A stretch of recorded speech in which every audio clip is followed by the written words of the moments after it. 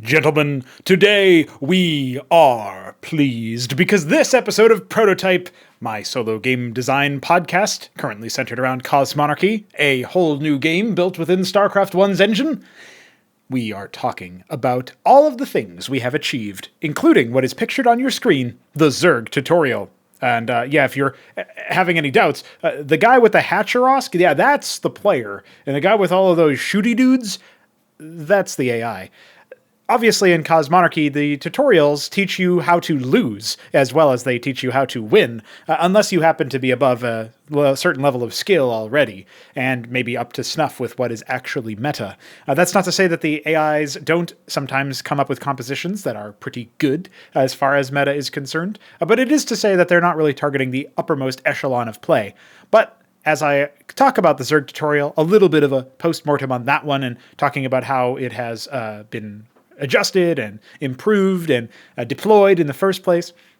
I'm also going to talk about Acropolis #1, our bespoke 1 versus 1 tournament, our premier competition for 1v1 action, and how, there's some things to talk about regarding that, actually. It's the finals recap, and then also a little bit of a global impressions about the event. Then I want to talk about future balance changes, which is kind of like a natural follow-on after the conclusion of a competitive tournament. And lastly, before we start, about the coffee questions, which is where donators can ask questions in exchange for the money they donate to us, I will talk a little bit about the single-player content that I'm working on, a little bit of pulling back the curtain ever so slightly on what is going on with the secret development streams. I'll also implore people to join us this Saturday for Fraudarchy, and also to make and play 2v2 maps, because we are getting a bigger community, we are getting more people online, and I'm excited about the availability of some of our top players, in fact, continuing to be good enough to play pretty much week round, day round perhaps in some cases. So you should be able to get some pretty nice games in 1v1s, but I think it would be great if we had more FFAs and more 2v2s. At the end of all of that, I'll also, of course, do the community roundup, and then we'll talk about them coffee questions. So, as a general reminder, if you like Cosmonarchy, if you think it's pretty snazzy, you want to donate some money so that we can take this project even further, we have one-time and monthly options on the coffee page, which is linked in the description, but I'll also enable it just for a moment here so that you can take a look. And besides all of that, I want to give a shout out to Hitamup, who has recently donated at the $33 a month level. He's currently the only person at that level, but I appreciate it even if he remains the only person at that level. It's very gracious of him, and we appreciate his contributions. I also appreciate everybody spreading the word, by the way. Videos are getting more views these days. I know the algorithm's picking some of them up, but I'm also really excited about the general sort of impressions that we're leaving on the populace out there of RTS players. Hopefully, we continue to do well in that regard. Before we get into recapping what's already been done and dusted as far as the competitive side and talking about balance changes, I think it's important to talk about the content, because that is in some ways what Cosmonarchy has lacked for some time now, is single-player content, even to some degree cooperative content, although you can find some of those in the co-op folder.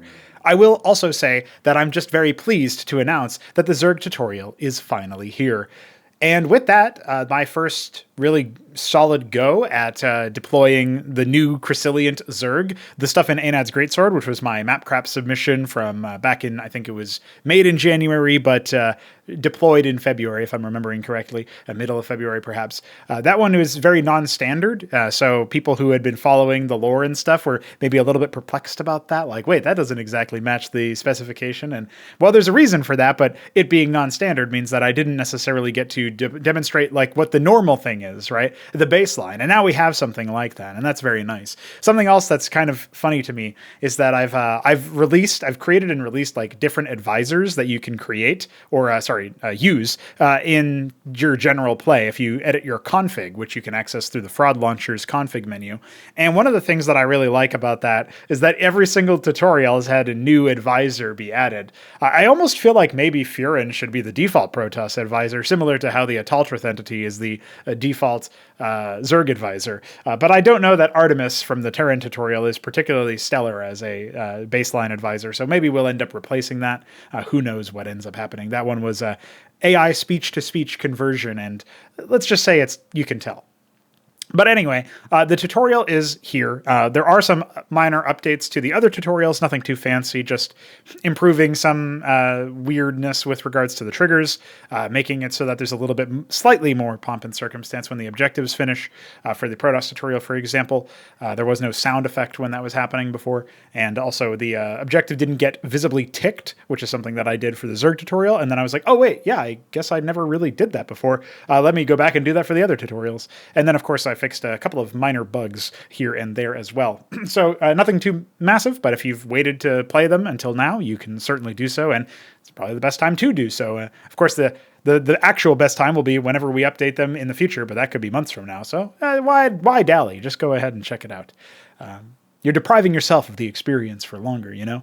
The Zerg tutorial is pretty slick.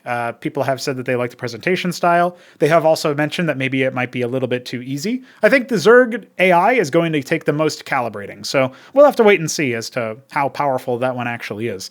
But have no fear, because if you are a player who finds the kind of tutorial content relatively easy, well, probably you're not the actual player that are the players that are within that sort of demographic, the target demographic. But because the Zerg tutorial is concluded, it does mean that I can focus on more challenging single-player content, like what I have been working on, for example, in the secret dev streams, which are available if you donate even $3 or more on the coffee page per month. And besides that, it's worth pointing out that the other stuff that is going to be coming down the pipe, even the stuff that maybe won't be, created in those secret streams, we'll have to wait and see whether or not I decide to do that all the time or what. But yeah, the stuff that we're working on is going to continue to be a bit more challenging as the campaigns go on, especially some of the later missions. Whereas these tutorials were kind of like one-shots. And something that I've noticed by looking over the Zerg tutorial and the way that I've made all of the different tutorials is that they do feel like self-contained, snapshots within the setting, and that's cool. But it also means that I have to do all of this initial groundwork and foundation laying for all of these snapshots, such that I need to know the characters, and I need to know the speakers, and I need to know the factions at play, and sort of like what are they like in this area of the sector and stuff like that. And on the one hand, some of that is going to be reusable because it's related to individual factions, but as it pertains to individual, shall we say, players in the universe, by that I mean characters, individual characters or individual agents or whatever, that to me is more like, maybe I'll reuse it later as like, it'll be kind of interesting that, oh, there's a character that I met in the Terran tutorial and he's in here. Well, I wonder what that means. But odds are it just means that you happen to be nearby to that where that character's training facility might have been, or something like that, right?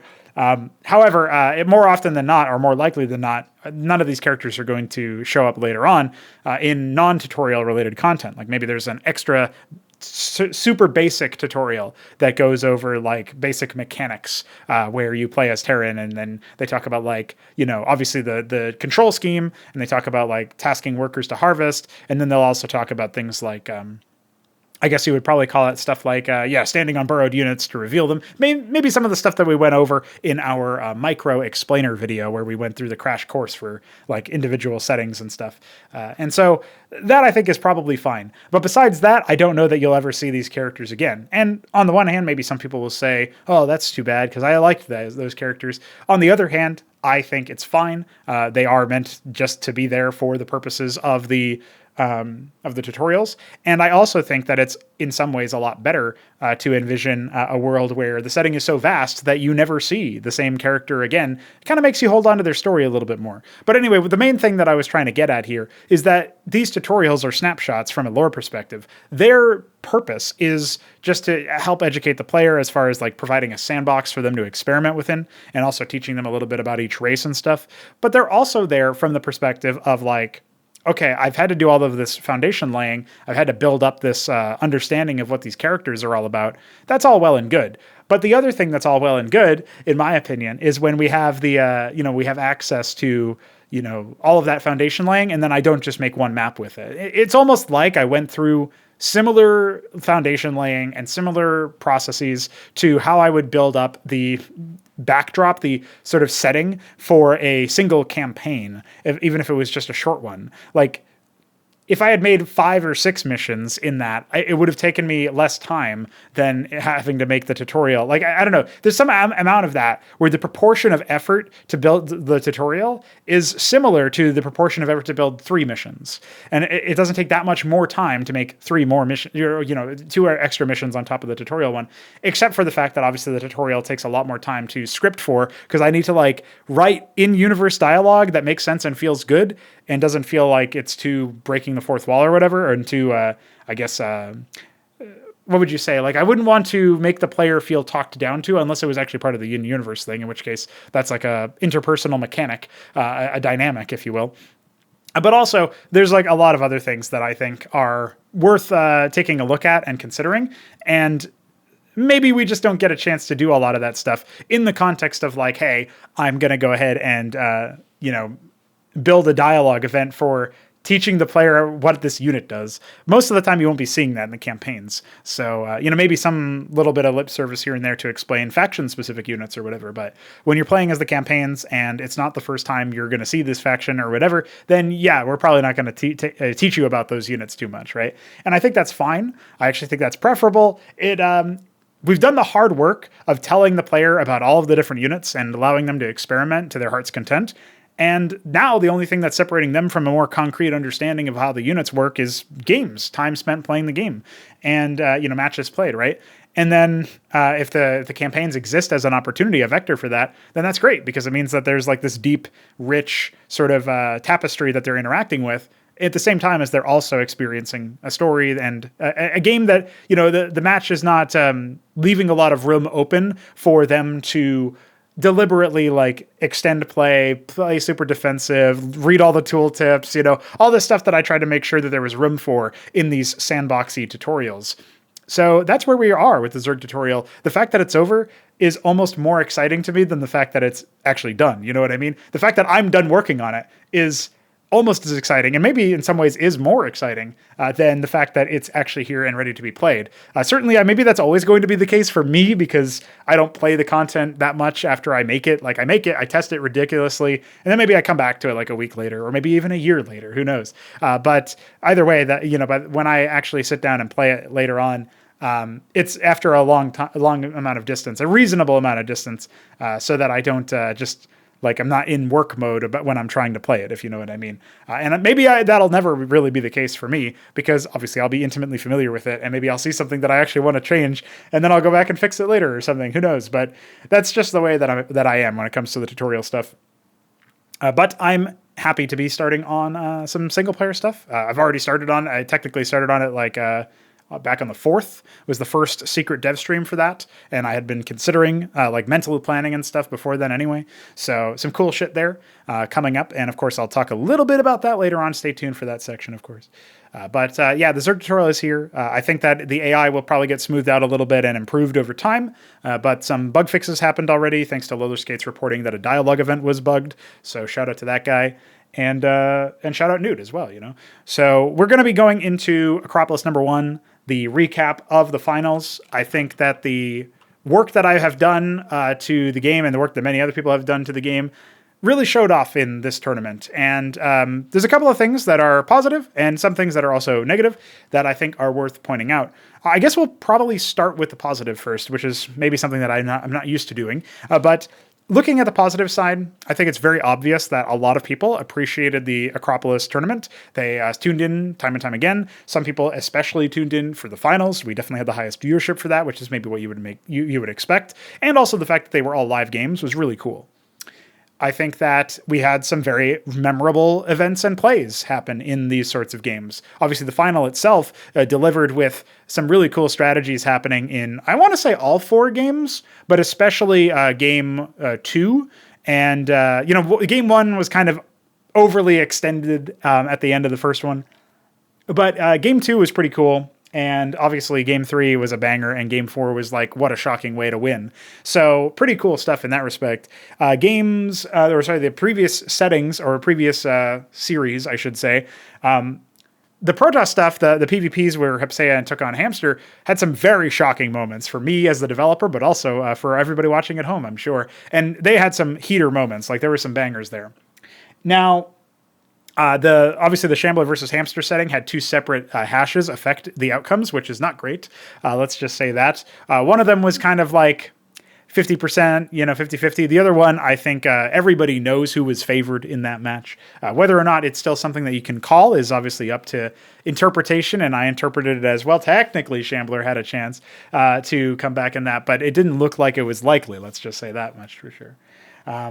Anyway, obviously it's in Shambler's interest to say that actually I was totally going to maybe win that, which is all you really need to say. Obviously that particular desync, funnily enough, has been resolved already on pre-release. It had been resolved, but unfortunately because of another negative part of the tournament, that didn't end up getting resolved for release. Like, it wasn't backdatable, because in order to put the fix in, I'd have to change the balance due to some of the way that it was intertwined. So it's not great, obviously, but that's just the way that the cookie crumbled there.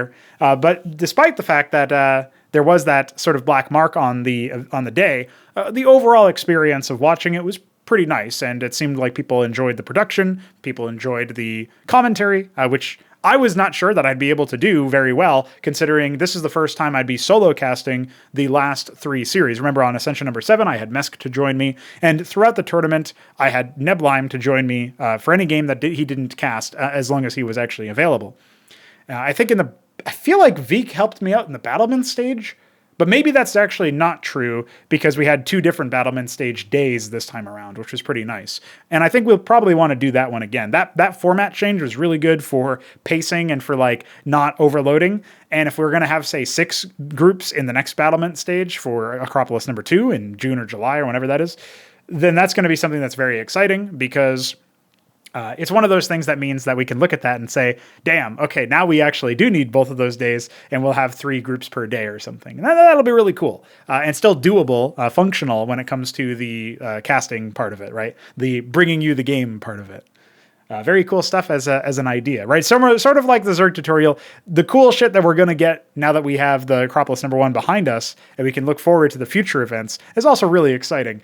Similar to how the Zerg tutorial is done. Okay, let's move on to some single player stuff that's even better and higher scale, much higher scale. Let's go. It's the same kind of vibe for me anyway.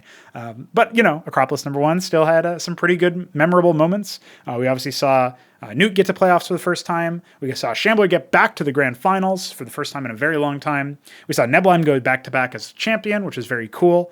The only other player to do that so far has been Mystery Meat, it's worth pointing out.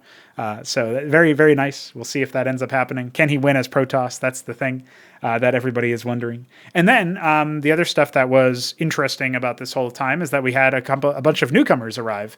We had Taco Cake, who made it to playoffs. So it was quite surprising, considering I thought Top Ramen would do it. Either way, it would have been a debutant who had never been to an Acropolis before or an Ascension-style tournament before, making it all the way to the playoff stage. That's very cool.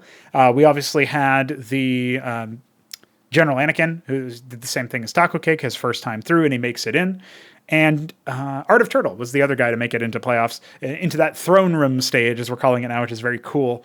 And I think that those were the debutantes that made it all the way to the end stage. But the other debutantes included Jackie Langsky, and I think that was it. The Beaver and 3Crow made it back, which I was actually quite surprised about when it came to the the gauntlet stuff. So that was really cool.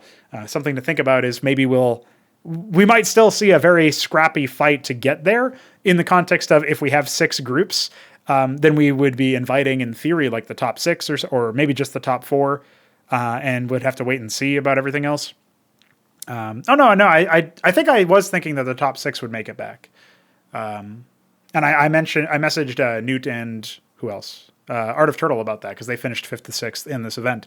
So I don't know that Newt has since left the server. I don't know if he's going to stick around or come back for the next tournament or whatever.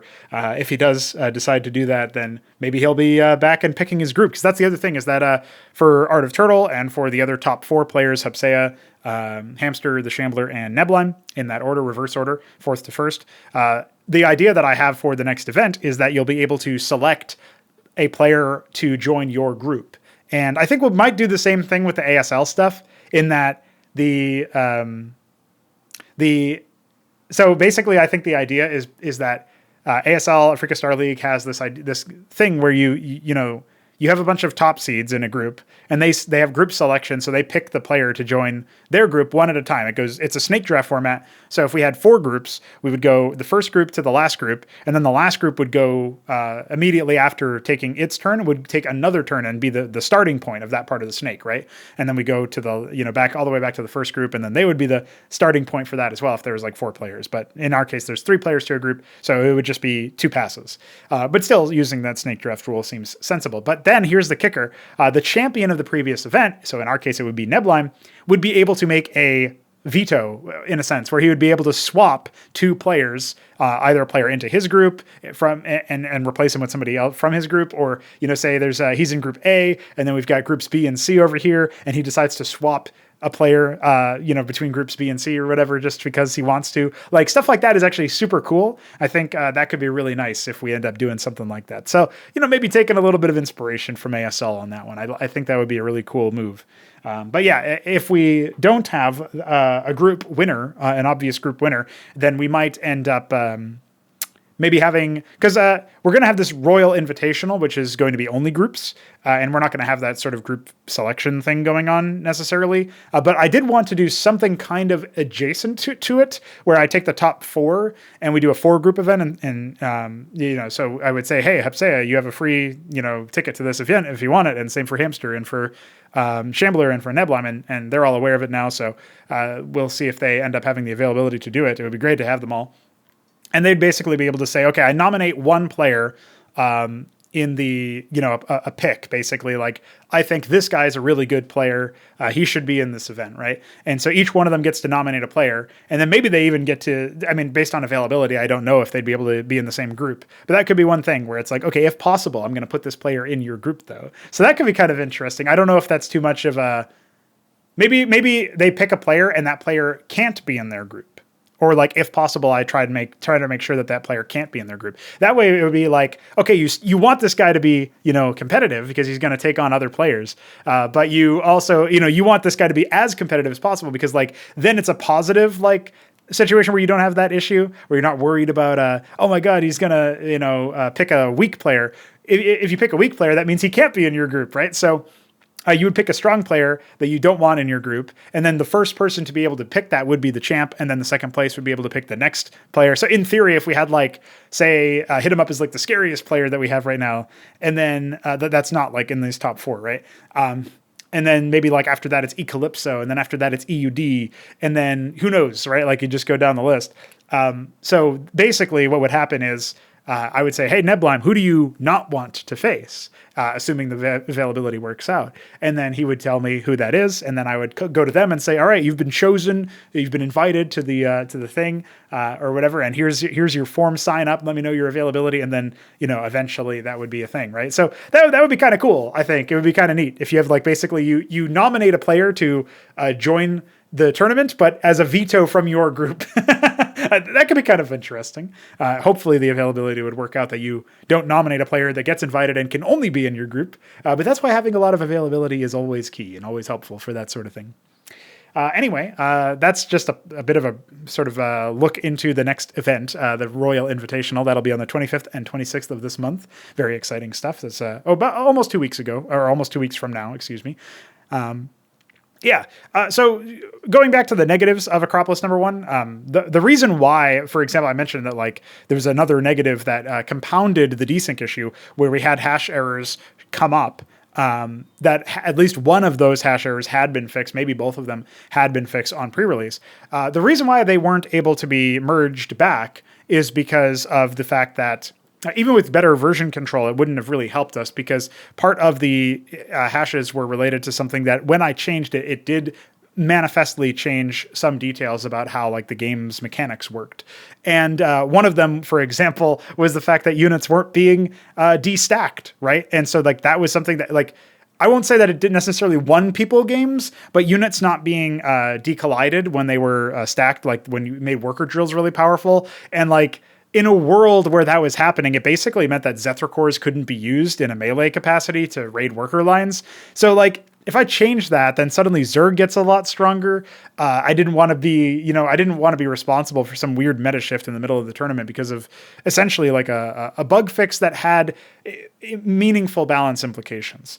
And that was something that I think was actually really significant. Like, I was able to fix an Ecclesiast bug fix because Ecclesiasts were seen as so bad that they literally were not made until the point at which I bug fixed them in the tournament. Or maybe they were made once, but it was like, I think they were made once, but it was a situation where they hadn't actually attacked, so they couldn't have possibly manifestly changed the outcome of the game.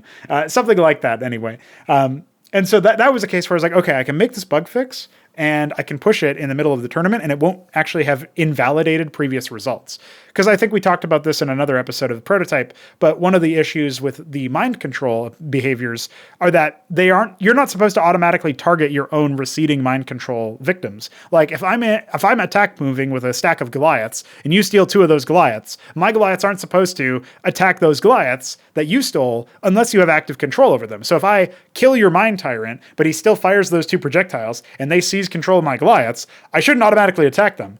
And yet that was happening. Stuff like that was happening. So that was something that it had already been exposed as like a bug in the game, or an issue, an oversight in the game. And I'm not going to sit there and be like, well, in a world where the player who was using the Mind Tyrants won, that's a situation where it's like, maybe they don't win, or maybe you can't know if they win as hard. Who knows exactly how that, changing that mechanic changes the outcome retroactively, right? Basically, how hard would the replay desync if you went back and played the game with the affix to that in, right? And so that's like the example that I would give is like, I'm not going to go back and change stuff after the fact. So anyway, fixing those hashes is obviously a priority, but in a situation where they were mostly rare, unfortunately, until that very last situation on the final day, which of course is how it goes sometimes. Bad luck, I guess. I think they had only occurred 3 times up until that point, and only in 2 cases did the game have to be replayed, which is still not great, but it's a situation where they were in playoff series, so it was a best of 5. So its impact was not nothing, but not stupendous, we'll say. Now, unfortunately, you can't really necessarily say that for the Hamster series, where Hamster had an issue where the first desync, he was definitely ahead. And the second desync, he was even-ish, maybe. I think he was a little behind, but it wasn't that massive. And it was just like a really non-standard situation, which is normally what I would pick Hamster to have some sort of intuitive sense of what to do. So that was unfortunate, obviously. And it's also really unfortunate when it happens in a live game, because at least before it was happening in replays. So I was like, oh, okay, I'll just I'll cast the game that didn't have that problem, where it's unfortunate for the players, but not for the broadcast. Unfortunately, these mistakes are immortalized, so to speak. I've provided timestamps to skip so that people can skip to the real games that happened, but that doesn't mean that they're not still there. And I didn't want to go back and like edit the VOD or whatever. That felt like running away from the issue when we've already fixed it in the future, and the correct thing to do, in my opinion, is just to move on with an improved game, a fixed game. And that's not to say that all of them are caught now, but a lot of them have been. The frequency is going down dramatically, we'll say that. And the reports that continue to come in are very helpful, by the way. Oh, and anyway, going back to like why this wasn't synced back in, obviously, yes, there was an element of, hey, the balance edits or whatever had affected it. But I feel like that wouldn't have been taunting me, knowing that those hashes were, at least one of those hashes were fixed in the context of the ones that affected the final day. That wouldn't taunt me as much if the tournament, say, had those hashes and then we fixed them after the tournament. But because we had fixed them during the running of the tournament, that is what taunted me. That was what felt bad. And the reason why that happened is because, unfortunately, the tournament just ran really long. And I think in the future, we should try to find a way to get people to play their games in like maybe both weekend days, or like as soon as possible when it comes to the weekday. Like during Ascension number 7, and I think Ascension number 6, we had the ability to, the scheduling worked out such that we could basically bring you 2 playoff stage casts per week. We did one in the middle of the week where we did, say, the quarterfinals, right, after the groups. And that was like on a Wednesday, right? And then on a Saturday, we did the next phase where we played all those games live. We casted the upper final or upper semifinals, and then the elimination 1As and 1B. Then we played out the elimination 2A and 2B live, but after casting the upper final, which was played from replays, I believe, if my memory serves. At least in one of those cases, that was the case. And that was, again, on a Wednesday. And then that Saturday, we did the finals live. And that was a lot better because it was just 2 weeks for playoffs instead of 4. It was 4 weeks for the throne room stage of Acropolis #1. That's a whole month, guys. And that's not to say anything about the week before, which had been reserved for the... it was a 5-week tournament all in all because we had the battlements, right? So, yeah.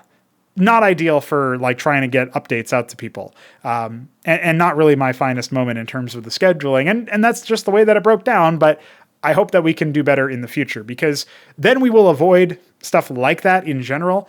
Even if the hashes do happen, come what may or whatever, we'll at least feel like, oh, well, then we can focus on them after the fact. But I kept having to go back and edit the, do Acropolis related work instead of being able to focus on development, which was something that I think I had a little bit more of an advantage when it came to the other stuff to do, like in the previous tournaments. So I wanted to just point that out is those are two things that I really take away from it. Is obviously the hashes were still a problem and something that we are actively resolving and have resolved some of, and have leads for the rest, which is like the first time that I can say that actually is really nice.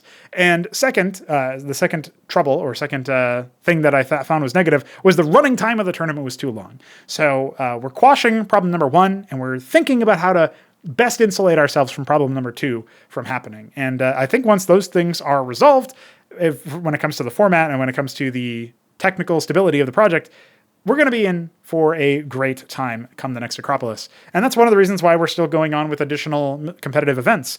It's not because we don't recognize the significance of technical troubles and format troubles. It's that we want to test through the stuff and continue making stuff for people to enjoy and continue putting out broadcasts and such. And we also want to make sure that it's still a priority for us to support competitive play, right? So anyway, I feel like all of that is worth pointing out because it's just always worth going over the events, the big things that you work on, and thinking, okay, how can I be brutally honest about this stuff while obviously still not like missing the good stuff about it and trying to maximize that good and minimize the bad. And that's hopefully what I have done here. And of course, if you have impressions about Acropolis #1, be sure to leave them in the comments. I always like the feedback, especially if you got some skin in the game because you've been, you're a coffee donator or you're a guy on the Discord server and you've played some games or you've watched a lot of the cast overs or whatever the case may be. You have some time investment at the very least. It doesn't have to be financial, but it doesn't hurt. All right, we're entering into that rapid fire section where I just blaze on through a bunch of other stuff not exactly related to the central topics, but that means that we're nearly at the community roundup and the coffee question, so I hope you're excited about that. I hope you're excited about the Cosmonarch's Compass as well. It's our devlog that I release once per week, usually on Tuesdays. I write them all out, and I tell you guys with some pictures as well what exactly went on down. Pretty cool stuff, in my humble opinion. Let's go on through and talk some deets, talk some details. Today, I am going to be going over the balance changes in the section here that are forthcoming. Or some of which have already happened. The Demiurge passive, Worship, for example, has already been revised in keeping with what I said earlier about how the Mind Tyrant control stuff was really whack. Instead of worrying about returning the unit to its original owner, we are going to be getting rid of the idea that you need to even worry about that's even a mechanism. So if there is going to be unit seizure, as I would call it, where you're taking the unit without killing the unit first, laying your claim to that unit is going to have to be costly enough and have enough of an opportunity cost, I guess, to it is how you would say it.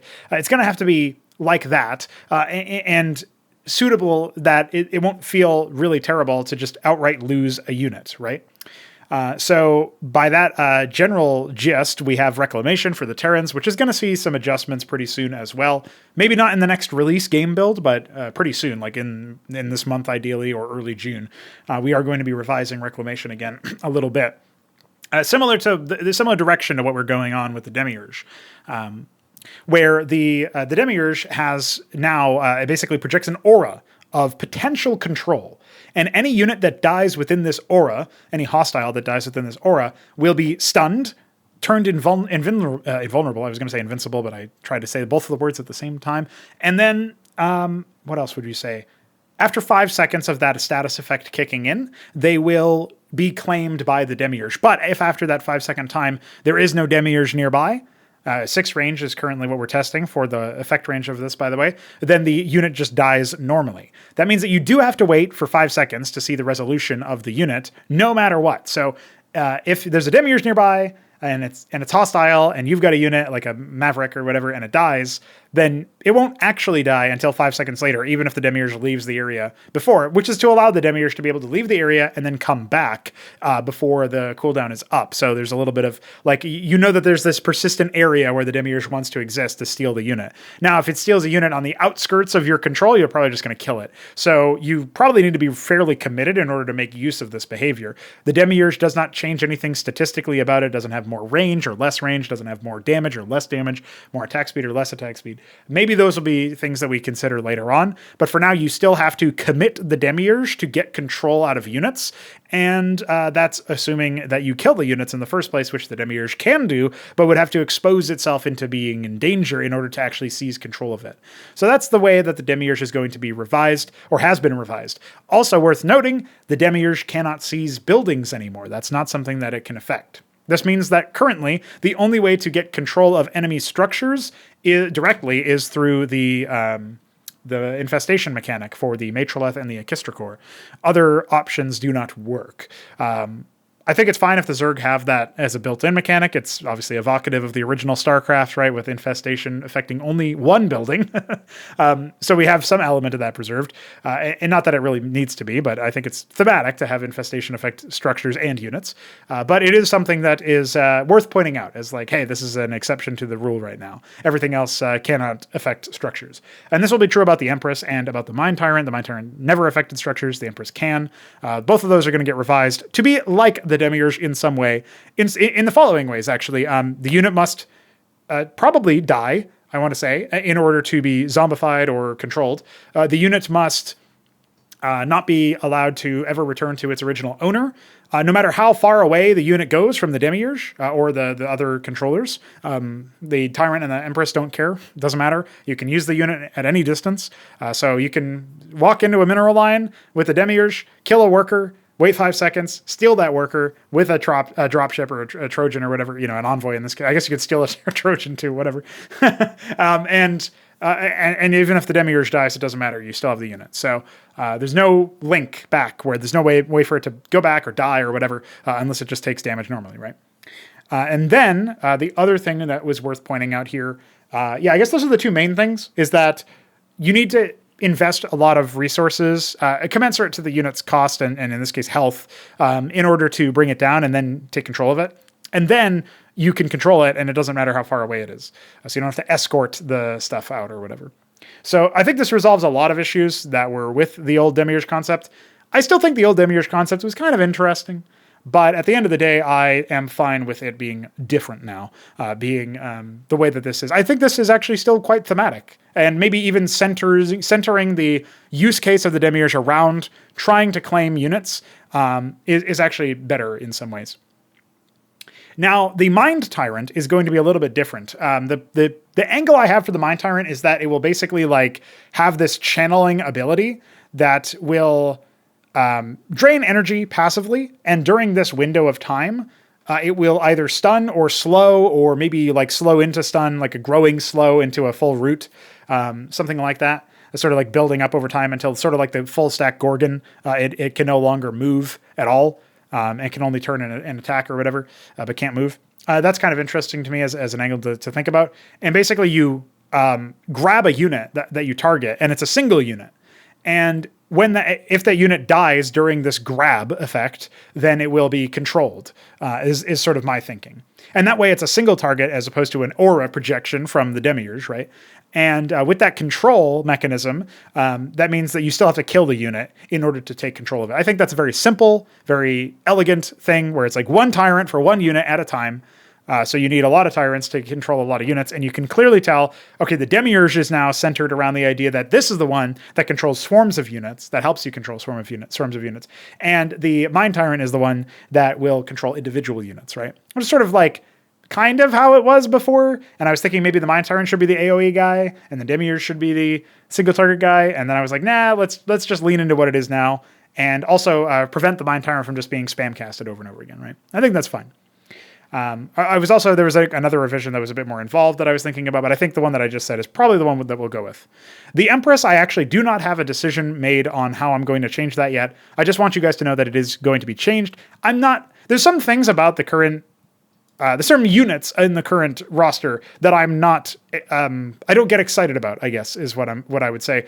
I don't think they have super exciting roles or use cases. I would say the Manifold is maybe one of them. It's a unit that's not super exciting. Definitely one that we could think about, giving a passive or giving some other quirk that makes it more interesting and have a more use case thing. The Hamster wanted to win the event so that he could force me to rework it. Don't worry, Hamster. I'm going to rework it anyway.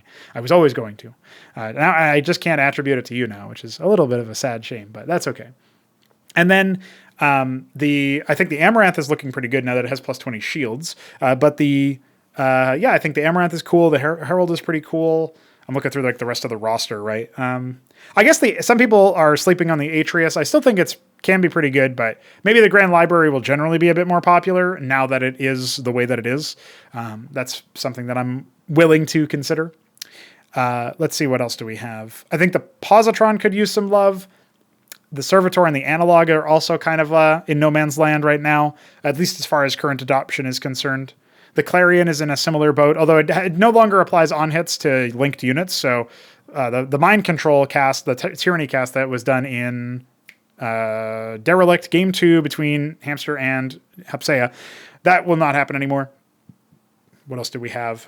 Yeah, so the Empress is a unit that I'm not crazy about. I don't think is like super fun. Sycophant and maybe to a lesser extent the Potentate, I would say the same thing about.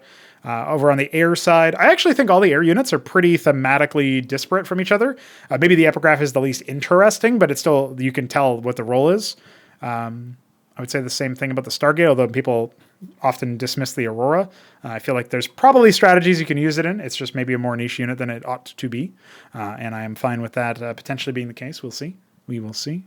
But those are just like a quick example where I looked through and I picked out 7-8 units that I think could be improved and maybe should be. And I think that maybe that ratio is higher for Protoss than it is for the other races. Like for the Zerg, I would say like the Ghitora Core and the Mortothra Core I would love to update at some point. I feel like they don't necessarily justify themselves right now. They would be good units to take a look at, but I'm looking through the rest of the list and I actually don't know if any other unit fits that bill. Maybe the Convolsc, but it's mostly just been left by the wayside recently. It does cost a lot of gas, so it makes sense why maybe people wouldn't necessarily want to build it. But I think it's pretty good. I mean, maybe I could buff it instead of nerfing its cost or buffing its cost. I might buff one of its stats or something, some way that you fundamentally interact with the unit instead of just making it more spammable or something like that. We shall see. But yeah, anyway, like looking at the Zerg, I can't really pick nearly as many options. So I think even though Protoss has been very strong lately, they might be the candidates for having some of the units that get left by the wayside the most. Terrans maybe have that with like the Madrigal, I'm willing to concede. I think most people are sleeping on the Scrapyard units, but they don't get made right now, so we don't know that for a fact. Looking through the rest of the list, I feel like most of the units serve a purpose, some purpose or another. Maybe the Tinker's Tower units, right? The Siren and the Striga are certainly undersold currently, and we can probably improve them. Or I would say underutilized. The Claymore is probably pretty good actually, but nobody goes for them. They go for the Penumbra instead, mostly to the air death stacks and whatnot. All right. I think that's everything in the list. Oh, I will say that later this week we should be able to make the Hypnagogue finally. Crack the code on the reason why it wasn't working properly with its new ability. I think I cracked the code anyway. I'll get back to you on that. That'll probably be on a dev stream later on. I'll be working on that guy. Anyway, the Empress is a unit that I'm not super content with, and I will want to revise it and adjust it. So I figured I would point that out here. There's been a bunch of other small changes. As I mentioned, the Amaranth got plus 20 shields. It still has more HP than the Zealot, and always has 3 armor, unlike the Zealot has conditionally 3 armor. So still a pretty good choice there. The Patriarch lost some durability and its splash damage, and its proc of Astral Rule no longer applies Ascension. So that was something that I feel like it was just like a little bit too much going on one unit. I feel like Astral Rule, it had the same bug problem associated with it that the Ecclesias did, where it wasn't seemingly proccing a lot. And that was due to some bad code that I had written way back. And so I fixed that, and that made them much more powerful, right? This is also like when that bug fix had happened, people, believe it or not, still had not been making Patriarchs, which just shocks me. But when I fixed that, suddenly they don't need the Ascension proc to attack faster. You know what I mean? So like they don't need that to be useful. They're still pretty damn useful. So despite the basically like blanket set of a couple of different nerfs where they lost 1 armor, 20 health, pretty reasonable amount of splash damage reduction, actually. It's not a small amount. I thought it was smaller than it was because then I went back and checked the original stats and I was like, oh, damn, it was really far. And that reduces the number of units that get procced by it, so you'll have to focus fire it a little bit better, which is fine. But it also loses the Ascension proc. And despite all of that, I think it's still a staple unit. I think it's still really good. Maybe this is too much all at once. I'm open to that being the case. You can always increase its durability back slightly or whatever. We'll see. We did fix a long-standing issue with the implementation of the Gladius passive, where when it killed a unit, it would instantly bounce the balls to the next target. Now it waits for the same amount of time that it had that it would have waited if that unit had stayed alive. So I was able to, I envisioned a fix to that system, and I was like, oh, damn, I think I know how to do this now. And indeed, I did. So that was pretty satisfying. The Optecton has lost its secondary anti-air attack, and now it's a little bit more expensive in time cost and in Vespene cost. It also, obviously, if you guys don't know or missed it, it walks over in small units and moves a little bit faster. I'm going to experiment with making it move slower again, but I need to think about a better animation because it looks really jank. But I guess that shouldn't really stop me from balancing around what it's saying for the game, right? What else do we have? I think that's everything that comes to mind right now. I already talked about the Clarion thing. Yeah. So Protoss they've gotten like a mixed bag of like some buffs to like the Amaranth and the Clarion, some nerfs to the Patriarch. That bug fix is technically a Gladius nerf, not a massive one, but something that makes its behavior a bit more consistent, which should be desirable even for the Protoss players, in my opinion. And then the Optecton has been revised. Like I think probably your people are going to say that it was buffed. But I think it's also like its damage density went down because you can't fit as many of them in one location. If you splash damage against it, like phalanxes or something like that, then you're actually going to be splashing it and whatever units are underneath it, which might lead to more damage dealt to the Protoss arsenal. I'm not sure. Positioning is generally going to be a little bit different with them, but they should be a little bit better anyway. All right, so that's done for the Protoss. Hydras now have 0 armor pen. I said that I was doing that, and Hamster thought I was trolling. Well, maybe I am, but I did it. And the Vorvikor and the Nathrikor now rend armor using this new passive called Hidebreaker, where Vorvikors rend ground armor by 1, and Nathrikor's air attacks rend the armor of their air unit by 1 as well. So that does not stack. But if we end up adding Hidebreaker for like a value of 2 instead of 1, you can kind of think of about this as just an armor rend stat. Veek was arguing for armor rend to be a stat at some point. Maybe as like a replacement for armor penetration. I can't quite remember the context in which he was saying that. Maybe that's cool. He always leaves comments on these, so you'll probably find his response at some point. Shout out to Veek. But he was saying that armor rend could be a stat where instead of being something that stacks like the Hurakan, you just have armor rend where a unit hit by this unit will have its armor. The attacker rends the victim's armor by a certain amount according to this weapon stat. And I think that's cool. Like it's fine to think about it like that. In this case, it's implemented a little bit differently under the hood, but you can kind of think about it like that, where the Vorv weapon, only has one weapon does that, and the Nath air weapon does that, but the ground weapon does not. That particular point might be a bit annoying for some people conceptually. I'm not sure that I like the fact that it only does it on the air weapon, but I also think that it's probably good if it, like for the game health, it's probably good that it doesn't rend versus ground, but maybe it also wouldn't be that big of a deal. I don't know. The Vornath Pond is cheaper now, so these units would probably have seen more inclusion anyway, but this change will make them a lot more interesting, I think. Like suddenly, you'll want to mix Nats and Skiths if your enemy goes Gladiuses, because the Nats can reduce the armor by 1, and every little bit helps with the Skithricors, right? So if you sort of like how you would clone Scourge onto air units when you were fighting them with Mutas, you kind of want to clone Naths onto Gladius Gladiuses, because each Nath will rend one armor from each target uniquely, and they can dive bomb onto the Gladiuses and then hopefully rend the armor. The armor rend lasts for 2 seconds. Hopefully that's enough time for the skits to get a lot of attacks out there, right? So you can imagine that ends up being pretty good. A shout out to the Shambler for the idea to apply it to the air attack from the Nathracore. I had been considering what other units could get Hidebreaker. Nathracore didn't occur to me, so I feel like that's a pretty reasonable choice. He posted that in the considering future changes forum thread on our Discord server, which you can access through the Discord server, of course. A link in the description. If you don't know where it is, probably ask somebody to tell you, because Discord is stupid, hides a bunch of shit from you by default, and then you have to like be pinged inside a channel or linked to it and then manually follow it somehow by, I think, sending a message or reacting to something. I don't know. The system is stupid. Discord is stupid. And yeah, that's pretty much it that I have to say. Discord is dumb. Let's move on to the next section, which is going to be a few words about those secret dev streams. So these secret streams are available to anybody who donates at $3 a month or more. It has to be a per monthly charge, because if you donate one time or whatever, that's fine. We appreciate that for sure. Don't get it twisted. The problem is, what has been happening is the people would donate, and then I'd have to be like, oh, did they pay enough for this month to be counted? Because maybe they sent us $6, and that would be 2 months of $3 per month. And then if it's like, I don't know, their last payment was like 3 months ago, but it was $15. I guess they're still good. Like, it's just mental math to try to remember everybody. So as much as like those one-time donations do go a long way, they do help us out. And I'm not saying that I don't appreciate them. I definitely do. But to convert them to the perks is not an easy task. Administratively, it's just something to deal with over and over again.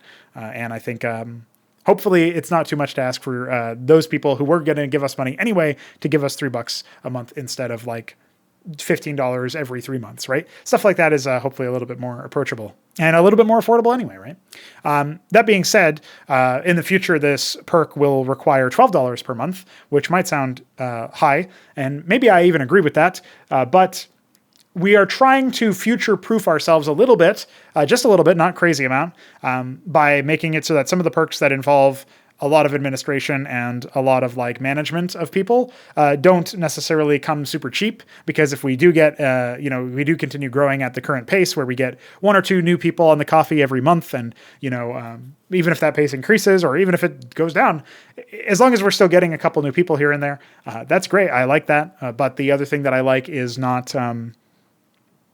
I like not being inundated with requests because I made something too cheap. I guess I'll put it to you that way. In fact, in some ways, that's actually been happening with the bounties, although I might have to put in like basically more strict controls to myself to say, okay, they're saying, can you do this thing for $30? And I know it's going to take me like 3 days. I probably shouldn't say, yeah, you could pay me $10 a day to do this thing. That's probably not going to be good for my time or theirs, because maybe I'll just never get around to doing it, in which case they feel gypped out of $30. But if I do it, then I feel gypped out of 3 days. So it's not great. It's not great for either party.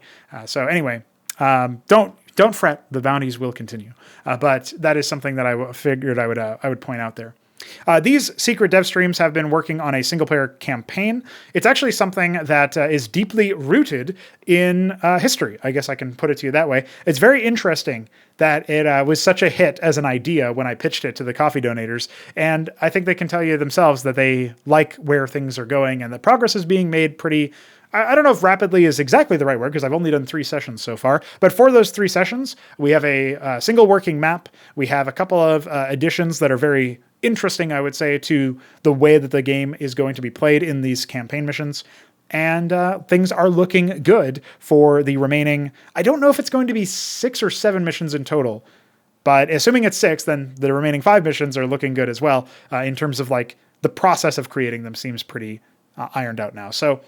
without saying too much more to actually give you exact specifics about what is going on, that is what is going on. And yeah, let's go on. Let's move on ourselves. We're going to talk a little bit briefly here about the fact that this weekend we have Fraudarchy coming, and I also would like to encourage people to make and play 2v2 maps, team games, FFAs. Send those in for casts. If you get a hash, send those reports in as well, obviously, because team games, because they have more players, tend to be a little bit more prone for that. But I think we're getting to that point where pretty soon we'll be stable enough to really seriously consider it, like a team tournament or an FFA tournament. And that means that we need more maps for those formats. And there are maps already out there, but they haven't been tested very much, like Toony Moony by Veek for a 2v2. And I'm making a couple. I'm going to be making at least one 2v2 map per week. That's something that I'm committing myself to for the next couple of weeks until we have like say 5-6 2v2 maps. Right. That's basically the idea. And then even if I need to go back and decorate them afterwards, I can do that. But I just want to slam out a couple of layouts that function and get people to play them and give me feedback and stuff. So I'll be adding more stuff, but for now you can play, Cold Crevice Conflict by Biddy B from way back, and you can. I think that map is going to need some adjustments, mind you, but that is a map. And then Toony Mooney, which is a more standard style 2v2 map that you can play. That was by Veek, and you can leave feedback about that and experience team games. I think that's cool. This weekend we will have a for fun event in place of the normal competitive event that we usually broadcast every weekend. There is no Acropolis anymore because it's off until later on, and the next competitive event isn't until the next week after the second 2 weeks from now, basically 2 weekends from now. So this coming weekend we'll have a for fun event instead. I'll stream some of it. It'll be a great time. All right, that is all I had to say about that. Let's talk about this lovely community roundup.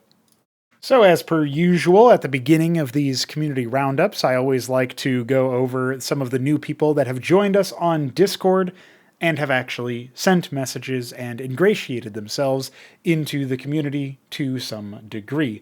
I guess there's actually a pretty small list of those people, but that doesn't mean that it's insignificant. I'll mention one of Smarty Cakes' gentlemen, whose name is Lil Melon in the 69. What a based name. He's been, I think he's mostly just been like watching people play on Discord, like the Discord streams that we do, where people are streaming their POVs, and also probably contributing by playing maybe in some like the FFA games or whatever. I'm sure that Smarty has been playing the game with those people a lot. The only reason I thought that maybe he's related to Smarty Cakes is because the guy had SMRT in his Discord username, and I thought, wait a second, that's the same way that Smarty Cakes spells his smart part of his name. That must be like a clan or something, and indeed, it must have been. I don't remember if I mentioned that the guy named Emperor Minsk joined last week. Technically, it was 7 days ago when he did, along with Lil Melon. But Emperor Minsk has arrived. He has been playing the game a little bit from the more campaign side, and he's slowly getting into the groove of it, and maybe wants to try challenging some people and playing some PvP in the future. So that's exciting. ID Company, who is probably the most significant name that we'll talk about here, joined and started to offer us some programming services. And normally when people do that, they do it from a good meaning nature, but without much experience to really help what we're doing. But Veek has been slowly onboarding this individual, and it seems like he's going to be very helpful. So that's always exciting, because anything to take some of the programmatic load off of myself and Veek, especially Veek, and also DF, of course, is appreciated, because it means that, Veek can focus on other details that are, there's always more programming to be done. So V can focus on other programming, and I can focus on, say, content and tournament running and whatever else I do. Everything is the spoiler alert there. And DF can focus on other things like, his own projects and maybe some art related stuff, or who knows. So shout out to ID Company. What would you say here? Long may you be with us. I guess that's the best way to say it. And let's see, there was one other person who joined. Their username is, their Discord username is different than this, but their display name is Human. Human has been contributing to some of the discussion a little bit. They only popped in a couple of days ago, but they seem like a pretty cool human. Otherwise, I just want to point out that somebody named Big Donk joined, and that is a funny name. We've been trying to... Oh, no, you know what? There is one other person who joined recently. James Gilchrist. Yeah, James Gilchrist is a guy who had been in my stream chat for a while now, and on and off every now and then. And he got back into the idea of playing Cosmonarchy fairly recently, I guess, and he's finally joined our Discord server with the intent of actually playing. That's pretty hype. I don't know if it's already happened and I missed it, or if he's going to end up doing it, but he's like a new player. He's not at all experienced, and he says that he's expecting to suck. But that's the way of new players. So if you want to join James Gilchrist and maybe some of the other people who are total noobs in that respect and want to learn and improve, or just learn and have fun, then maybe he's your guy. Hop into our Discord server and start pinging people like that. All right, now we can move on. There were a bunch of other people who joined, but I didn't want to start rattling off names that haven't yet said too much, because maybe they'll be gone, or maybe they'll lurk forever and never send a single message. Who knows? But that was pretty funny anyway. I have another announcement to make before we look at some of the maps that have been made recently within Cosmonarchy. I wanted to thank Jesse, who is a coffee donator and also now a programming contributor, for his work on a new alternative to Radmin, where it basically runs no matter what, as long as it runs through Cosmonarchy itself. And you don't have to worry about it using ports or connections that aren't related to the game. It will always only send the game message, basically. So, it's all of the network traffic that gets routed through it is all specifically bespoke to StarCraft's ports and networking and whatnot. So, Radmin, technically, you can do other things through Radmin. It's not made for this one purpose. And I wouldn't really say too much about this publicly at this point, except after doing a very brief test between Jesse and Pr0totype, where they tested to see if they could play a game, and they did play a game to completion. And it was a little bit laggy because it's not fully finished yet, right? But they switched it to high brain cells, I think, or extra high or something, and they were able to play just fine, like normal, like as if they were playing over Radmin, would have been fine. And they're on different sides of the coast as well, so that bodes well for latency. In theory, it'll be faster than Radmin by a considerable margin for most people when we get to the point where it's fully operational and fully tested. But anyway, that's neither here nor there. The bottom line is Radmin had an outage today of the day of recording. It is the 14th of May. And we were able to fall back on this much earlier than expected with literally probably the first production ready test of the whole thing. It was able to be fallen back on. And then we had Jesse be like, okay, I guess we're going to be doing this then. And indeed we were, and it worked. People were playing games on it. EUD, Hit 'em Up, Dead Infested, and maybe some other people all played some matches. Juji, I think, Juji K. Oh no, I guess the Radman's back now. So they had just finished a mesh. I think they went through Radman.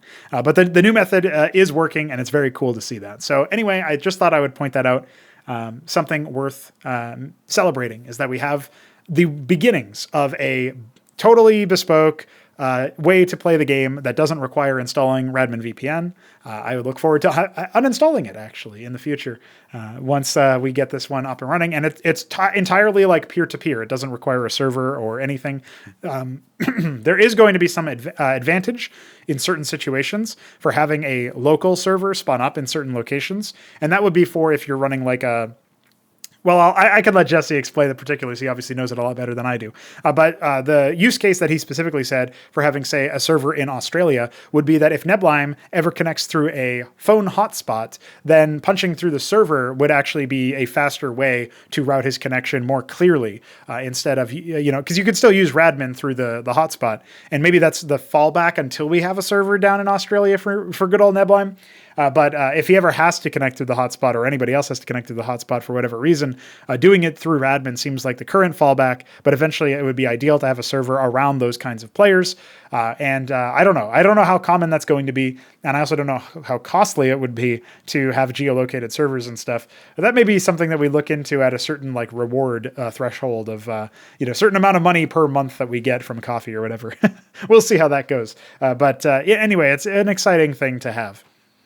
All right, now we can talk about the maps made for Cosmonarchy. On your screen in just a moment here are going to be the map called Paradise. This is by Biddybe. This is a remake of Dante's Peak, and it is very interesting for that reason alone. So we'll use this base to illustrate what's going on in the map flow. This is the top left spawn.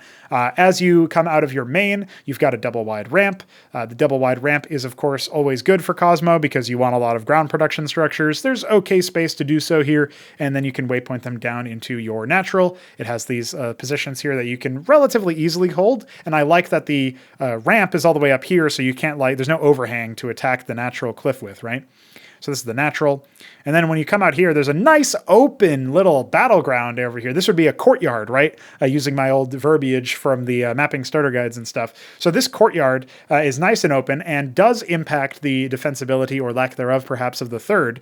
But you can also maybe supplant that a little bit by taking the 12 o'clock position, which is what I would call, I guess this is more like 11 o'clock, but take the 11 o'clock position or the corresponding 5 o'clock position down here for a fourth base. Now, if we look over at Blue's spawn, it's kind of in a similar boat, right? You come on down here. I feel like maybe something that might be in need of doing at some point is shrinking this choke by one tile, moving that cliff over by one tile, because this looks a lot less, let's say this is a lot more open than this, right? The blue natural is a lot more open than the teal natural. That's something that happens when you use XY, because obviously the tiles are not being placed in an isometric fashion when you're doing it. They're not respecting the isometric angle, I should say. Or maybe, no, I guess that's the opposite. They are being isometric, and isometric means that they are, wider than they are tall. So in this case, this gap is wider than this gap. At least that's what it looks like. That could also be an optical illusion, but I'm pretty sure that one more tile over and you'll fix that. So that's worth doing, I think, or at least investigating to make sure that I'm not a crazy person. And then, of course, you have, the third base, which is nice and open, and the fourth base, prospectively anyway. Obviously, if you are in a vertical spawn situation, top right, or top left, bottom left, you might ignore this particular base because it will be hotly contested territory, and instead you might choose to take 12 o'clock or 11 o'clock and 5 o'clock as a result. Now, another thing, there's a busted tile, bitty B tile. There's a busted tile there. The other thing that's worth noting is that the nice middle open here, open middle with ramps or bridges. Oh no, I bridged ramp coming in here.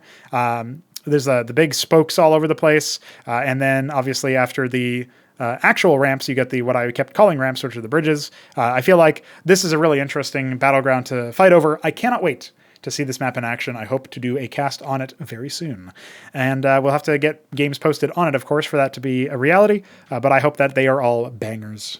Other than that, we have a new player joining the fray as far as a mapper is concerned, and that is going to be none other than JuGK. And JuGK has made Reclamation an Ashworld map and Crosstalk a jungle map. So let's go over Reclamation first, as it is their first map. I was quite surprised to see that it was a first map because it doesn't necessarily struggle with, I guess, like the things that first-time mappers often struggle with. They're not exactly present here. I mean, the ramp is a single tile, so that might be hard for actually getting units out of the mains in that respect. Something worth pointing out here. You've got the naturals over here. 1, 2, 3, 4, 5, 6, 7, 8. Okay, there's 8 mineral fields. They're placed oddly. The naturals, by the way, have double gas. So this is clearly a high econ map, and it was said so anyway. JGK mentioned that they wanted to encourage air play, so the short distance by air. And don't worry, they fixed the start locations later on, as far as I know. This is an older screenshot, I think. I'm not sure if there's any layout changes that are different. You'll notice this map is quite large. This is a 192 by 192 map. I think the same is true. Or maybe this is slightly smaller than 192, but anyway, this is 192 by 192 as far as I see. And so they go for they have a penchant for large maps. And listen, I sympathize with that. I like myself some large maps. Most of the 1v1 maps ended up being pretty small at the end of the day. I'm excited to see if this is feasible as a direction to go. The fact that this is an an X mirrored map means that like the left and the right are basically flipped, right? This is really cool. So the natural goes into this area over here where you can kind of pressure from multiple angles, but your most often angle is obviously going to be coming from the east. I think this is a defensible-ish situation to be in. I don't hate this position. This is buildable, so this might be a problem. Terran in particular could just lift and land an anchor over here, and suddenly they've, you've got mail and it's bullets. That could be really awkward for. If it doesn't get used by the opponent, they could use it to siege, and that could be even a bigger problem than them using it to defend their natural very easily. So that would be something that I would consider is maybe converting that into an unbuildable tile, which might be short supply for this height level. I can't remember if I've added high broken rock to this tile set. Because the lava edges don't actually block buildability in Cosmo. Only the center tiles do. So that might not be possible. Anyway, aside from whether or not it's possible in the tile set, conceptually you wouldn't necessarily want that. Over here, the third base is, I think, pretty easy to attack, which is a good thing, in my opinion. You can actually come out over here, and you can probably even path between these. But even if you couldn't, you can come right here and attack. So something where, I don't know if that's intentional. It's very easy to seal this off more completely. Maybe something that should be done, but also the fact that it's easy to attack might be deliberate, because then you can just say, oh, just expand down here, forehead, a little bit further south.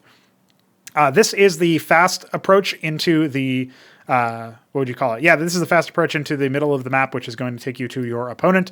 So you'd come through here, you'd ignore the busted tile from this doodad being placed incorrectly, and you would go into the middle of the map, and you'd maybe try to choke out that thin ramp, but have no fear, there's this wide-ass ramp over here. And yes, of course, this is their first map. I would not expect them to be able to place ramps, to know immediately how to place ramps like super detailed or whatever, but that can be easily fixed later on. Anyway, yeah, you can come through here and this, just generally speaking, have a lot of fighting in the middle. I do think that this would be an interesting map to do. Like, I used to do these AI castovers, AI only castovers, where the AI would just fight each other. This would actually be a really banging map for that, because I feel like they probably wouldn't kill each other at the beginning because of the map distance. And maybe that's true for, I could see a world where you might think about like the rush distance not being too bad, considering there's only one spawn you have to scout, and considering the fact that this ramp is easily enough accessible. I don't know, it might still be too high for a more conventional game, but it's still pretty cool to see in action, and I feel like a very worthy first effort. I'm not going to necessarily go over all the stuff on the bottom, but the fact that it's there at all is pretty cool. If we go to Crosstalk, I feel like Crosstalk has more troubles with it than the last one had. For example, the first thing that immediately jumped out at me is it looks like this tile is misplaced, or like, well, obviously it's missing a tile, right? But it looks like this is busted because back over here, this is XY symmetry, and this tile doesn't have that fork over. So that's either missing on this tile or it shouldn't be here on that side, right? Anyway, tile stuff aside, the red and blue spawns over here, like red in the bottom right, blue in the top left.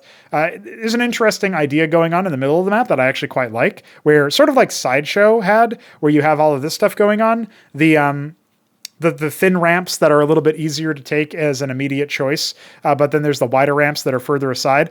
I can clearly see the vision for this map was something related to trying to split the map down the middle, like diagonally. And I feel like that's a cool idea, right? Like, I don't know if it would work, but it's kind of cool. I could almost see, and I feel like maybe we have another case here and here, where these are, this is like asymmetric or something. Well, maybe not. I don't know. It's hard. It's a little bit hard to tell. I feel like they would look a little bit different. But anyway, even if it is symmetric, that doesn't matter. I would almost say, like, what if there was a base here and a base here? And then, like, you could fight over that base. I mean, the problem is it's right next to the bridge. Almost called it a ramp again. But maybe you could dig it in over here or something. And then it's like, oh, it's really cool because I can fight over that. You'd want to make this unbuildable and unpathable so you couldn't drop on it, and because that would be super easy to deal with. But anyway, it's interesting. It's a cool idea. Yeah, I don't know. I haven't really looked at the rest of the map's architecture. I was busy looking at the middle, but there's some cool ideas. Generally, I avoid putting resources at the very top and very bottom of maps, mostly because it leads to this claustrophobic feeling where you're right up against the map edge, the map border, especially as the bottom player, where you have less screen space at the bottom because of your console being there, your UI. But worth thinking about shifting some of these resources away from the bottommost border. Some of these bases this pathway looks a little jank because, like, you have to avoid this temple little jut out area. So walking through this area, I mean, especially with this thin ramp and stuff, is going to be quite difficult. But, there's like these pocket expansions where you could imagine taking this low ground base, and were it not for the very easy way to harass it, it's kind of interesting to think about, like, oh, in order to attack this base with a ground army, I'm going to need to use that bridge, which is easily funneled. So I should try to drop or use an air army or something like that. Like, I can see the thought process there. I don't know if it would ever get to that point, but it's an interesting thought process. And so I can see elements from both of these maps that could work in a more conventional 1v1 map that you'll see all the time in Cosmonarchy. And I actually think, like, even though I don't think that either of these are going to be able to be used in the competitive 1v1 pool that we have right now. And I don't even know if they were intended for that. Like, it doesn't seem like it, because it seems specifically they just wanted maps of their own. They had their own idea of, like, what would be a fun map to play on for 1v1 purposes. And they wanted to go ahead and pursue that. And that's fine by me. I like that idea. But I think it's actually really cool to have people experimenting with this stuff, because I could see elements of these maps being used in the context of 1v1 maps that are a bit more on the conventional side. Like, I really like the whole short, really constrained, easily to choke out path that's super fast to get to your opponent, and then the wider approach that it takes a longer time to wrap around and leads to an inevitable confrontation anyway, but allows you to take smaller fights. And I feel like that was at play in Reclamation in the middle, but also in crosstalk with this middle bridge compared to the wider ones over here. I feel like stuff like that is actually really cool. So anyway, I just wanted to point that out. A shout out to GGK for putting that stuff in, and thanks for contributing to Cosmonarchy's map list. I hope that people enjoy the more non-standard maps a little bit here and there, and I also hope that you stick with us for a while, because maybe you'll make more standard maps in the future. Maybe you'll just keep churning out more wacky ones that are kind of crazy like. But either way, I hope you find your footing as a map maker, and cool stuff. Always nice to have more people like that. So you know what? It just occurs to me I didn't ask them if it was okay for me to show their shit on the video. Hopefully they won't mind. Absolutely got them. And a warm welcome to the Coffee Questions section. That link in the bottom left of your screen will take you to none other than our coffee page. And I think it's a great opportunity for you to get some value for your dollar. That's right, with our reworked tiers from last week. I already mentioned it in the previous episode, but it's worth repeating just briefly that we do have more on offer now. So head on over to that tiers and them tiers. See what's up, see what's going down. And I appreciate all y'all's contributions. Veek does as well. Let's kick things off with the very first question of the episode.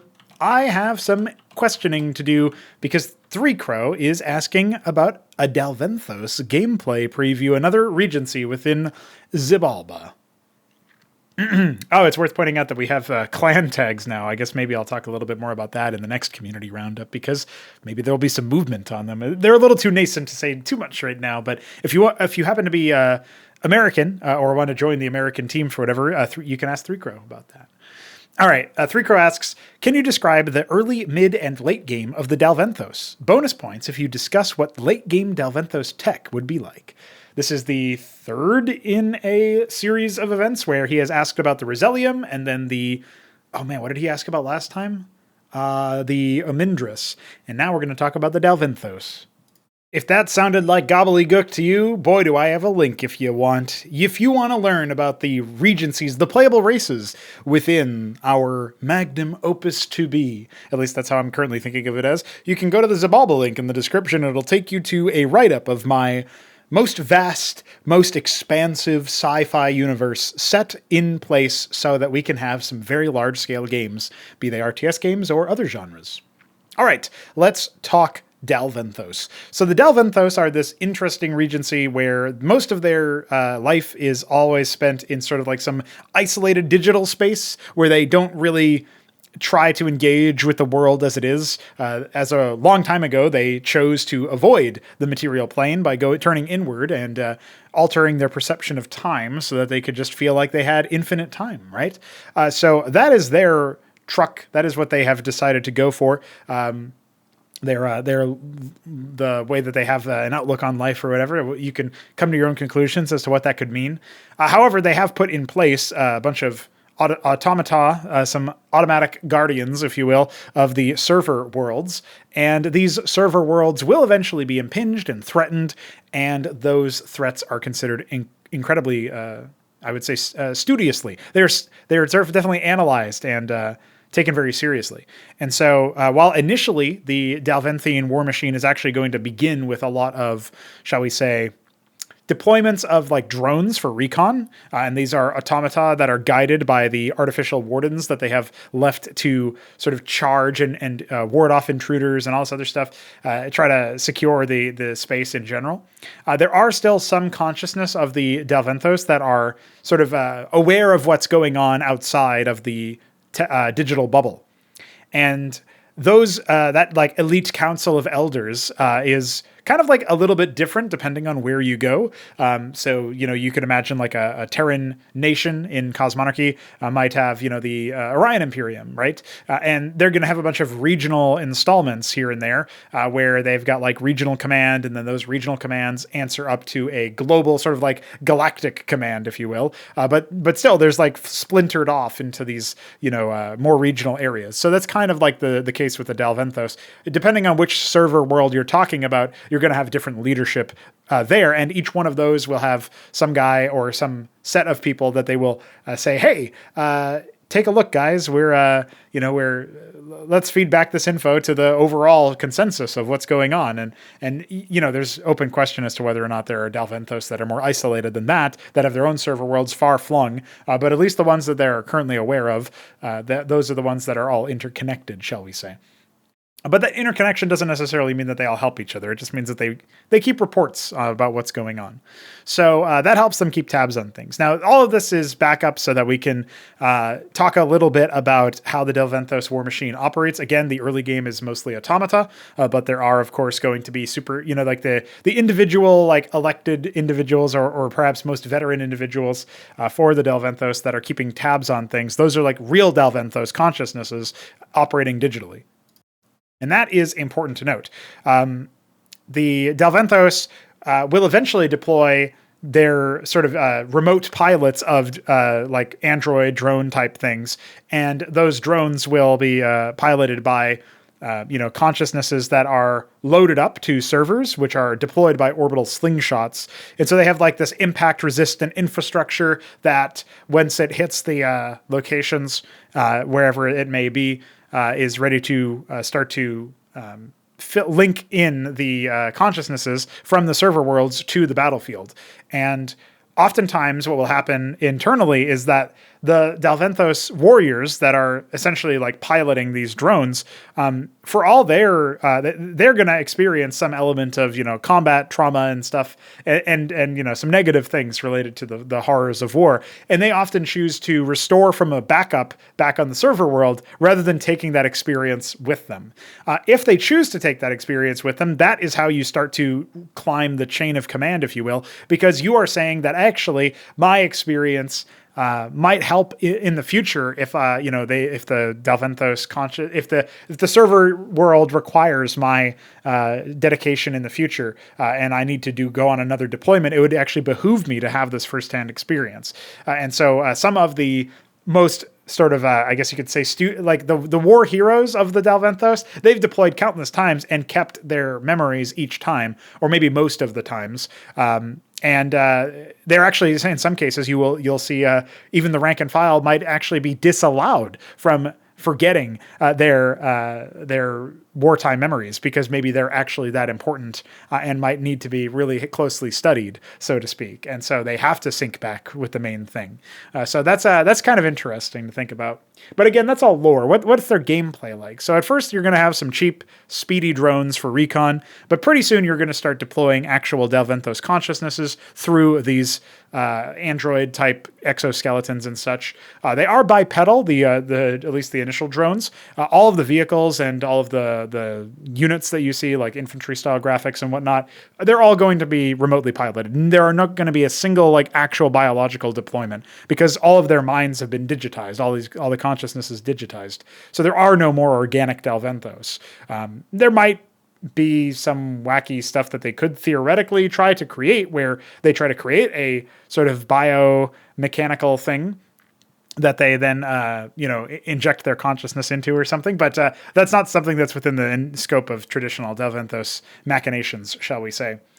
So again, going back to Three Crow's questions more specifically, early, mid, and late game. So early game, you've got a lot of speedy things for info gathering.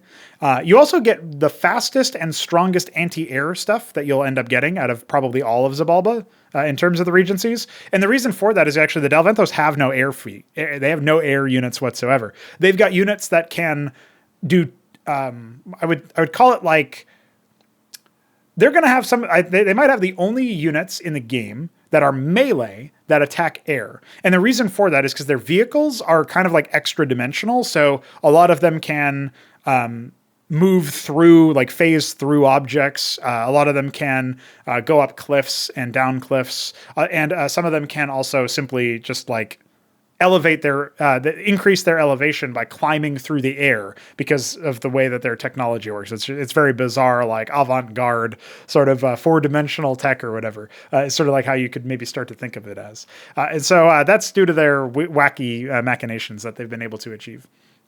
So these Dalventhos are typically going to be, those are their vehicles. They're actual like biological-esque forms, like the forms that are meant to represent soldiers or whatever. A lot of those are chosen based on like icons of the Dalventhos in the ages past, back in the material age when they were still deployed as organics. And actually, a lot of the memories that the wartime soldiers have are going to be, like references to back when they did fight in the real world. So they might not have served then, but they will have those memories sort of imparted to them as part of their training. And so they'll have this knowledge of how to fight alongside their machinations, their strange machines, right? So that's pretty interesting, right? The traditional infantry forms that you'll see, they will very soon in the early stages of the beginning of the mid game, if you want to call it that, as the factories come on down, right? The machine related constructions, the mech related constructions come on down. You're going to see some very bizarre abstract tech. So yeah, they're going to have. The rookie Dalventhine mines are going to be piloting the infantry drones. The vehicular options are going to be fairly abstract, and usually they're commanded by veterans as well. It's a little lore point. And those ones come a little bit later, as you might imagine. And instead of having spacecraft, again, they use these orbital slingshot type things. So you're going to have some utility units that can basically catapult your ground targets to a certain destination within... I don't know if it would be requiring range to deposit. I feel like it would kind of be a blind fire type mechanic where you don't need vision through the fog of war in order to do that. It's kind of interesting to think about stuff like that. Generally speaking, I feel like that's sort of one of the things that I'm looking forward to the most about the Dalventhos is their ability to catapult their own ground units to a certain location instead of having a traditional transport. And of course, having more harassment-oriented abstract vehicles to, say, phase through objects, like go through walls or whatever that people put down, and also, scale cliffs or, climb up and attach to air units, even though they were a ground target. Like, it's going to look very interesting, I'll say that much. So those are some of the thoughts that I have about the sort of roster, if you will.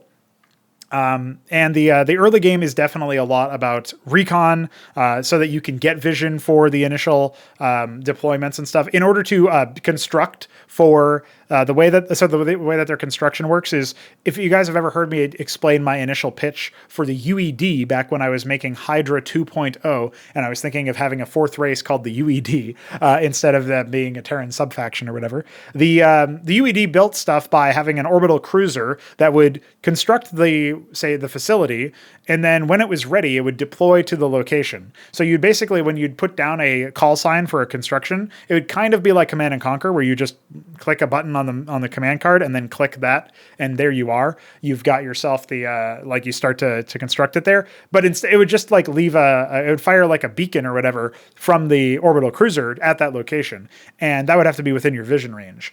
And that cruiser beacon thing would stay there for a while. It wouldn't be targetable, but it would indicate where the structure is going to go. And then eventually the structure would deploy there, be targetable during this deployment phase, and say it would take 5 to 10 seconds to actually unfurl and become operational, whereas maybe it took 30 seconds to actually construct back on the orbital cruiser, right? So that was the idea of the UED's construction method. That's basically what we have for the Dalventhos, replacing the orbital cruiser with gravitational slingshots. And those are pretty slick as far as like deploying the infrastructure at the location, coming in from a certain angle or whatever. They've done all the math, they've calculated everything, and they know how to account for objects that are in the way and stuff. So it's actually pretty cool to imagine that sort of thing. You construct it off-site, then you deploy it, and once they deploy, they have a certain amount of time where they actually need to unfurl and unwrap and maybe correct the certain minor damages that have been taken by actually landing.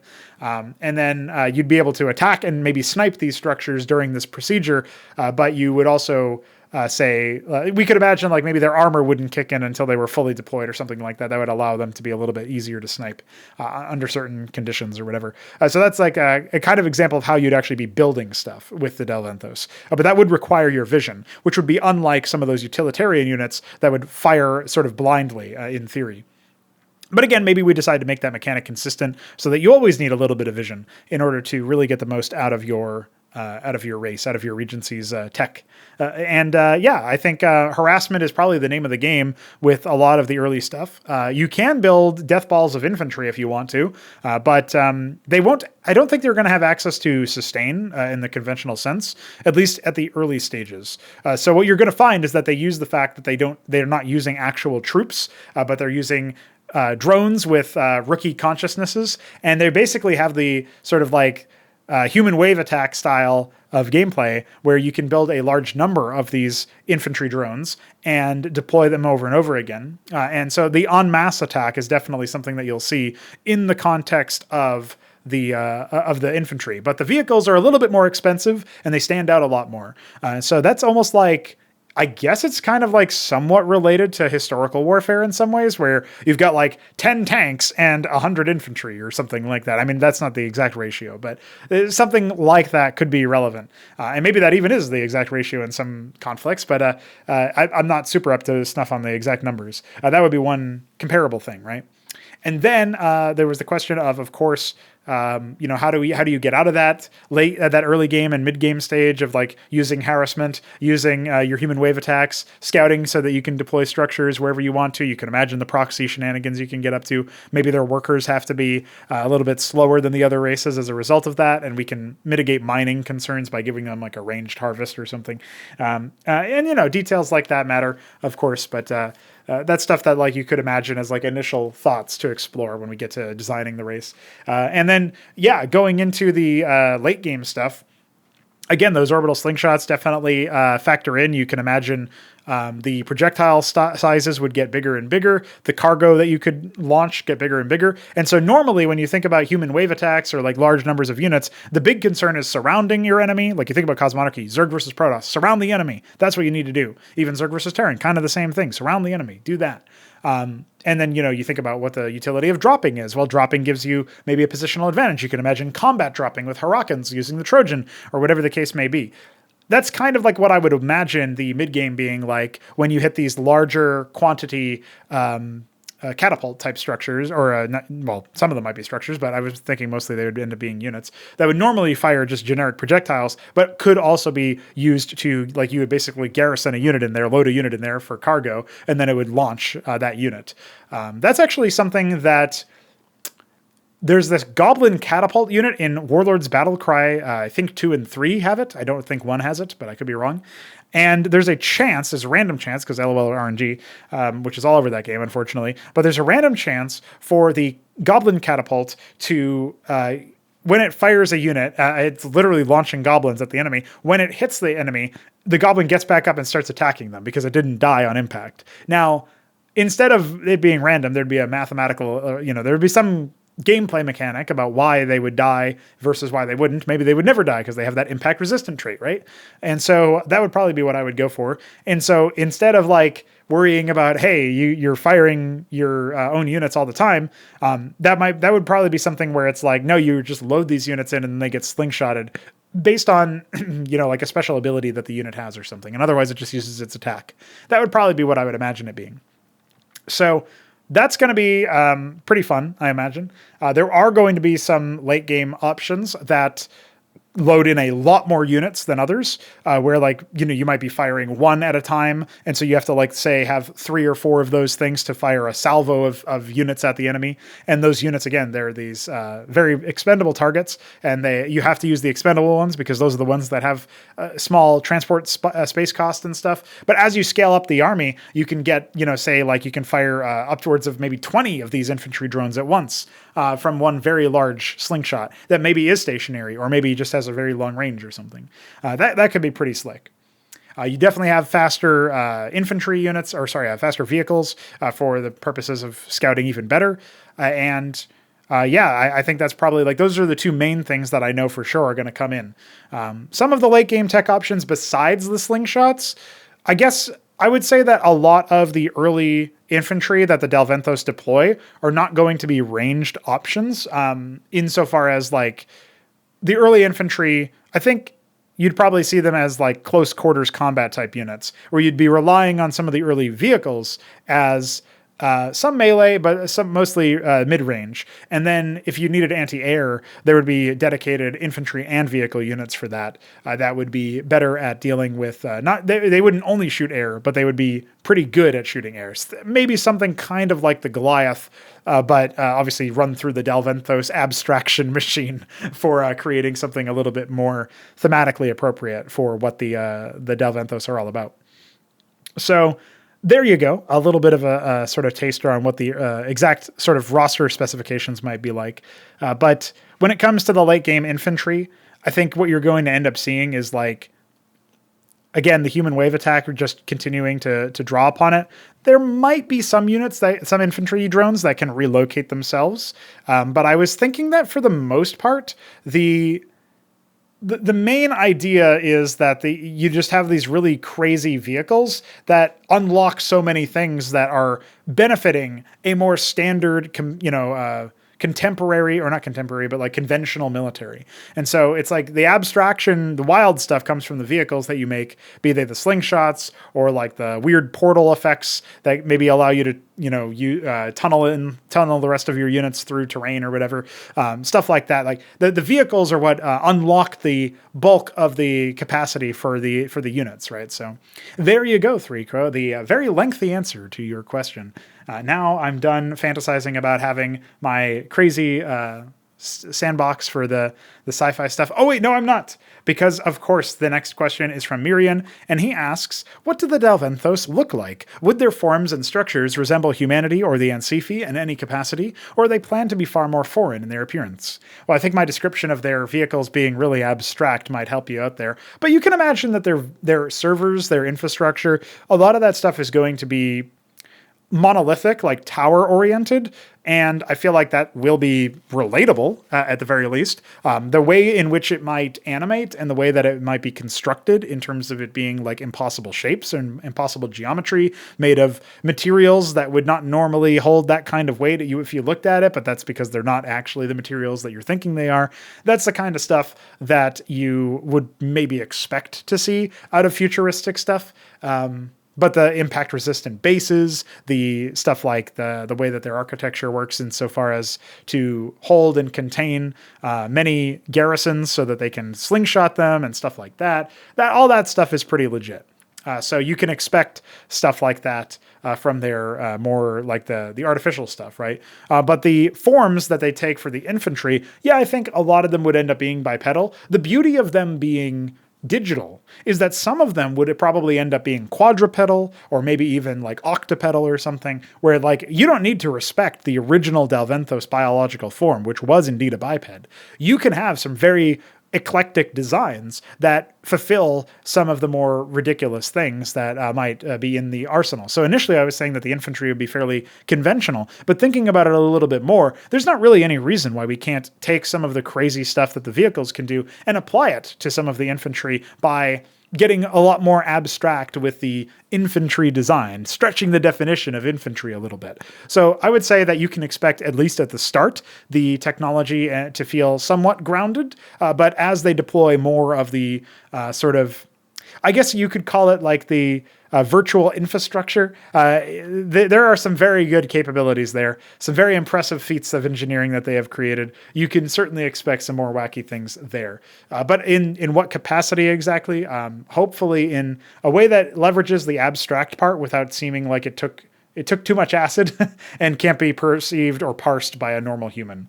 So there you go, Myrian. Thank you for your support and your question. And that will conclude the Xibalba-related questions. We've got two more here to talk about. The first one is Jesse. Again, shout out Jesse for his incredible work regarding the peer-to-peer stuff that he's been doing to replace Radmin eventually.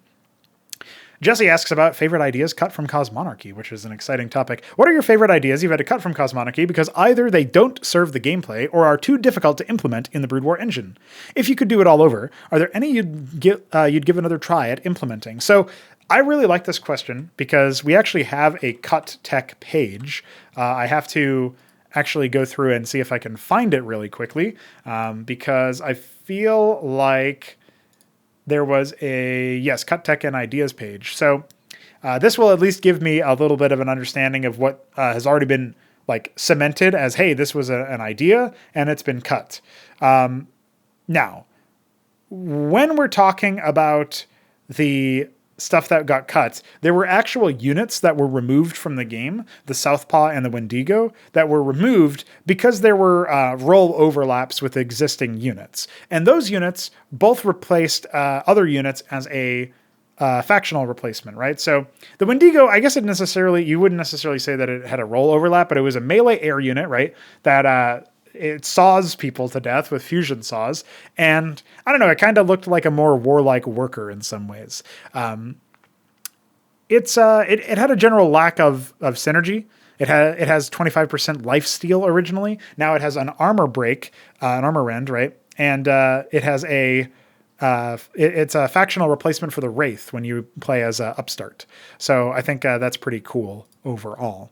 And imagining that as an upstart, you're going to go ahead and use this unit instead of the Wraith. It's like, wow, you must be going for some very, very powerful ideas there, right? But actually, I'm looking at this and I'm pretty sure I changed that to be a replacement for the Antseal. Indeed, I did. So they replaced the Antseal with the Wendigo, which means they have Wraiths and Wendigos, which means you can armor rend for your Wraiths in an air stack. And that can be quite interesting for raiding and stuff. So I came up with a solution using the faction system, but when I originally created these units, they were cool ideas, mostly sourced from the fact that we had these graphics that I wanted to leverage.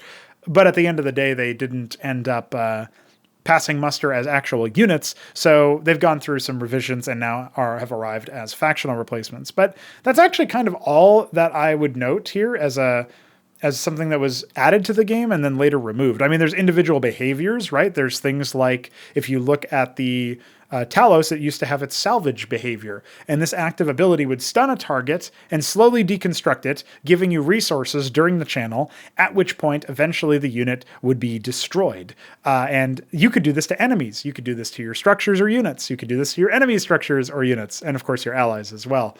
The fact that it stunned the unit was probably the main thing that made it bad. And also the fact that in Brood War's engine, it's kind of difficult to imagine like keeping track of a dedicated like UI bar thing that UI remains like the most annoying thing to do in Brood War, by the way. And so, yeah, that's one of the things that I think is probably really obnoxious is like, how would you know how close it was to being deconstructed? You can't do damage to it and use that to track because then they could repair or heal it. And healing is free. And so you'd have free money. So you obviously can't do that. But if it doesn't stun the unit, then maybe the unit can still provide you with some value during its salvage, and then maybe that's not what you want. Like, I don't know, it didn't seem like it flew with what I was trying to go for. And even then, there's still no way to visualize how soon the unit is going to expire. So I thought all of that was kind of dumb. I think probably what should have happened if I was going to give it another crack would be that it would be targetable maybe on any unit or structure, including enemies, but you would have to, like, if it was on your ally, if it was on your own unit, then you would, as soon as you target it with the salvage, it would essentially be destroyed and then its corpse would be harvested. And if you were doing it to an enemy, I mean, maybe that's how you would do it, right? Maybe it would all be related to corpses and you could just salvage corpses specifically. I don't know how often that would be useful, but I guess for add-ons in particular, you could destroy the add-ons using controlled demolition, and then you could deconstruct the corpses. And maybe if you targeted an allied or own unit, then it would just destroy the unit at that point, and it would be like a sell button almost, but taking time to do so. I don't know. It doesn't seem like it would fit, but that's probably one of the ways. If somebody said, you must do this, I will pay you $1 million to do this or whatever, then yeah, that's probably what I would do. At least that's where the starting point would be. When it comes to the... another idea that we've had for the Talos, of course, is that what if it just reconstructs corpses into, new, specifically structure rubble? What if it reconstructs buildings out of structure rubble? And that could be maybe any race's building, or maybe it could only be the Terran stuff. I would imagine it would probably end up being any races. And that's kind of interesting to think about. Albeit a little bit weird that you see it like building like the Zerg like building mutation graphic appears and the Talos is just moving around zapping it until it finishes a Kagrant that you've destroyed. I don't know, something about that's kind of funny. Anyhow, You can't target corpses in Cosmonarchy in Brood War's engine, so I don't exactly know how nice that would end up being. Maybe you'd have to just like activate the ability and it would go seek out the nearest corpse, and as long as there's a corpse within like, I don't know, 2 range, then it would find one. I don't know if that's really that ideal. There's, because it would only affect structures, it's a little bit easier to do something like that. So maybe that's fine. It's just wacky. So I would hope, I don't know. I would try to, I don't know how easy it would be to do that kind of UI, but that would be my take at like having salvage be more interesting, but still functional, and not like just a grief mechanism. I know people like Lundier and Green Eggs are very sad that it ended up getting removed. I'm not sorry. I'm sorry that I couldn't come up with a way to make it work, I guess, but it was definitely not working. Let me think a little bit harder about this question, but I feel like that's probably the answer, is that salvage comes to mind. Maybe I would give a shout at the whole idea of like the old mind control. Like we've moved away from that mind control mechanism. I talked about it earlier in this podcast. Maybe that would be the thing, is like, what if we can find a way for Protoss to seize units and maybe lose those units back to the original owner without it being some really absurd thing. Or maybe we don't have the return to original owner thing, but we still have the seize unit thing, and we make it more interactable. Like maybe that would be something that would be worth looking at. I already have ideas for how Ascosi are going to do it, and it's going to be very different than what the Protoss did. So it's not really applicable there, but figured it was worth a mention here anyway. But I think for now, the answer is Talus Salvage. I'll think a little bit more. Maybe I'll ping you with a follow-up at some point later. All right, our last question is from the Shambler. He asks a very puzzling one. I'm not sure how I'm going to answer this one. Let's see. You have to make a video game based on your least favorite franchise. What is that franchise, and what does the resulting game look like? So my immediate concern with this question is I don't know what my least favorite franchise is, because the actual like true answer to this question, it has to be something that I am somewhat familiar with. Like I know the franchise, and I know it enough to know that it's so very much not for me. It's not like a superficial dislike I have. It's just like, absolutely, I think this is stupid. And I'm really struggling to come up with things that are answers to that. I mean, you could say maybe Warcraft, because of World of Warcraft and Warcraft 3 being so bad, while the first 2 games were just meh.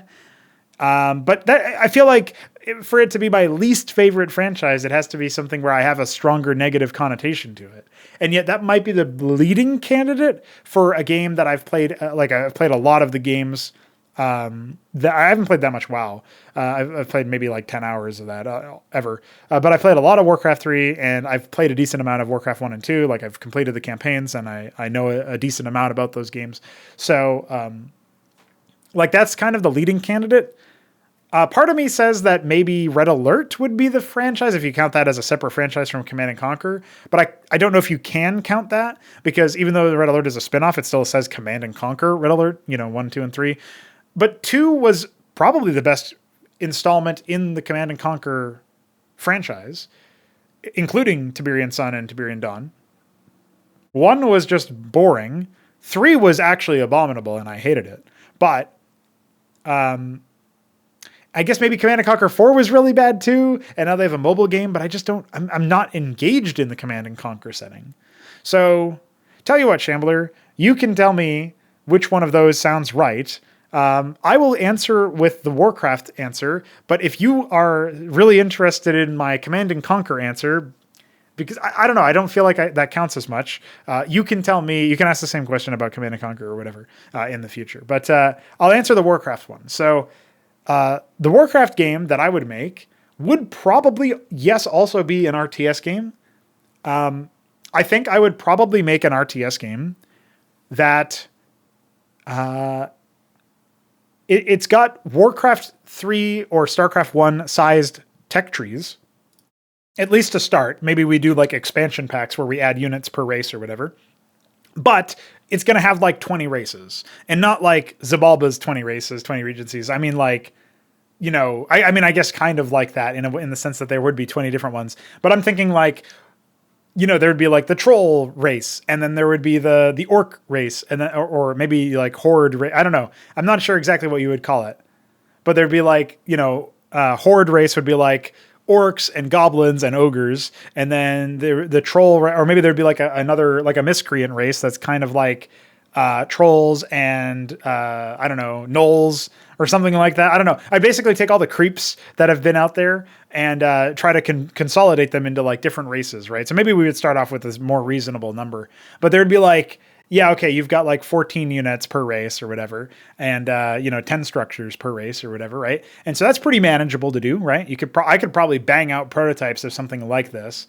For individual races, I think I could probably, like, okay, imagine we have like the ice script extender and we have like a bunch of other shit taken care of, so that we have no limits in place for like the StarCraft 1 engine that we're building. Or maybe a better thing to imagine would be we have Antikythera operational. I could probably make like a prototype of a couple of these races in just as many months, like 1 month per race prototype. It would be tight to squeeze it through, but I could probably do something like that just to give you an idea of like, yeah, at least I'd have like more than halfway done on whatever race I started at the beginning of that month by the end of that month, with like shitty fucking placeholder graphics and everything. So, I could probably actually do something like this. But anyway, it would be like, yeah, you've got like 14, 15 units, you got 9, 10 structures, you got your traditional like RTS stuff, there'd be some upgrades or whatever. I'd probably avoid the incremental upgrades for like weapons and armor, because for the same reasons that Stormgate said that they did. I think they said it was because it constrains choice, where it makes you feel like, oh, I can, as soon as I upgrade infantry weapons, it makes me not want to go mech or whatever. I would imagine that there's something about that, but also for the reasons that I think upgrades are not very ideal. Now, whatever, like that's just one thing separate. But like some very basic shit would be like, if there was some sort of like lifesteal upgrade for the orc grunt unit, it would have like red axe once it was done or something, like some very simple reads like that, right? It's not very hard to come up with some shit like that. In fact, I kind of wanted to do this a while ago, where when the Ultra Core was, when we saw the upgrade for the Ultra Core to give it Kaiser or Saber Siphon, because that used to be an upgrade back when we had upgrades, I was thinking maybe I should like make a recolor of the Ultra Core that has its blades keyed to red. And then back then I didn't know how to actually do that intelligently. So that was kind of silly, but you can actually do that. It's just, and maybe I will do that as like a temporary read that just follows the main graphic or whatever, for when the Kaiser Rampage is active. That could be pretty legit, actually. But yeah, I didn't know how to do that because it was white, and you can't really color swap white. It's like the absence of color after all. So anyway, that's neither here nor there. Yeah, I guess, yeah, so there'd be like, at the very least, there would be like 6 races, and each one of those races would have a single, simple RTS style gameplay tech tree or whatever. And there'd be like, the humans, or I guess there would be like the Alliance or whatever it's called, where it's like humans and elves and dwarves.